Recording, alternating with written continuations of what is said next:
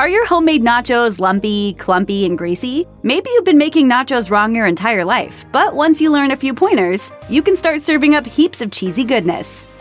Well, there is never a bad time for tortilla chips with melted cheese, right? And today is Nacho average day either.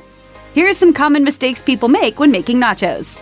According to Redditors, the key to making perfectly smooth and creamy nacho cheese sauce is sodium citrate.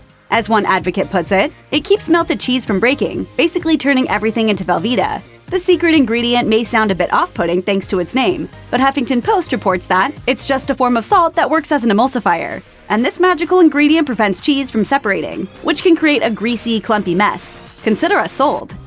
As tempting as it may be to upgrade your nacho cheese sauce, with fancy options like aged sharp cheddar, it's not a great idea if you want creamy consistency. For a nice and gooey nacho cheese, you need to stick to softer cheeses that contain plenty of moisture. Think mild cheddar or jack cheese, both of which were made for melting. Aged cheeses like Parmesan and extra sharp cheddar tend to be crumbly, which can lead to a grainy texture.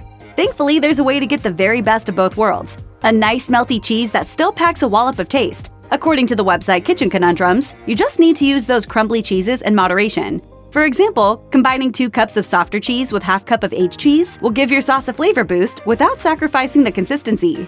You might be tempted to make your nachos with pre-shredded cheddar and jack cheese, but it's not the best idea, and you'll be mad about the results. These cheeses tend to be coated in a combination of ingredients to prevent mold and clumping. Unfortunately, those ingredients also prevent the cheese from melting properly, so consider yourself warned. If you've been searching for a recipe that tastes just like ballpark nacho cheese, you've come to the right place. Perhaps you've tried to replicate the taste at home, but come up short. According to Redditors, that's because you haven't added pickled jalapeno brine to the recipe. You'll find this juice in any store-bought jar of pickled jalapenos, but the recipe isn't particularly complicated, to say the least. According to one Redditor, you only need one other ingredient, and it's quite easy to find. As this Redditor put it, just use canned Rico brand cheese mixed with some of the brine from pickled jalapenos. Simple and simply delicious. If you're making your nacho cheese sauce with a roux, you've probably found that the sauce tastes somewhat like raw flour, and it's lumpy to boot. In case you don't know, a roux is a thickening agent made of flour and fat that's used to make sauces. For nacho cheese sauce, you'd use a white roux. And since it's not cooked very long, it could taste like raw flour. But it's easy to avoid this outcome. Just cook the flour thoroughly in the fat for about 5 minutes until the raw flour smell is gone. The lumpiness can be avoided too. Once your fat and flour mixture is well combined and cooked, slowly whisk the milk into the roux. But seriously, do it slowly. By adding just a bit of milk at a time, you'll incorporate all the flour from the bottom of the pan, which will result in a super smooth cheese sauce. In a word, yum. It's nacho time! Oh, how many of these did we order?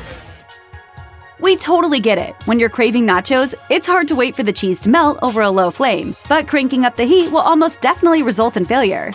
According to ThermoWorks, there is a just right temperature at which to melt your cheese. For example, that temperature reportedly happens to be 150 degrees when it comes to cheddar cheese. Going above that melting point will reportedly cause the proteins to seize up.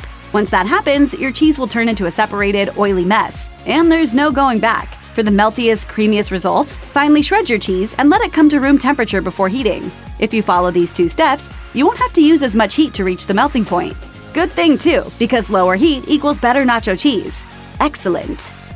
Fans of Kraft macaroni and cheese are certainly familiar with those packets of neon orange cheese powder that come in every box. Well, guess what? You can now buy dehydrated cheddar cheese powder to sprinkle directly onto popcorn and vegetables, or quickly whip up some liquid cheese goodness.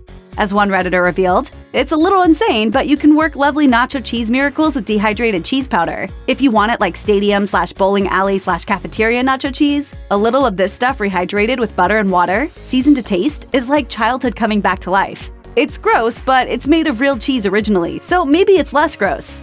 Less gross? Actually, we're pretty sure they meant to write. These nachos will be very delicious, and you should eat them all immediately. Let's eat! Go!